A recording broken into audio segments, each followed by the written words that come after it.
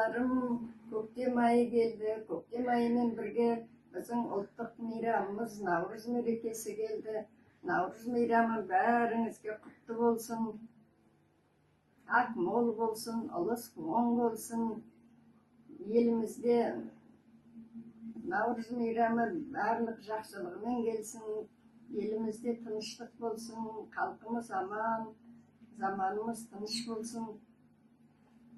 Жақсы күндеріңіз көп болсын.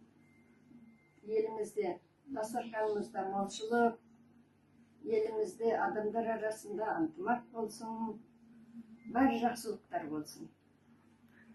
Наурыз құтты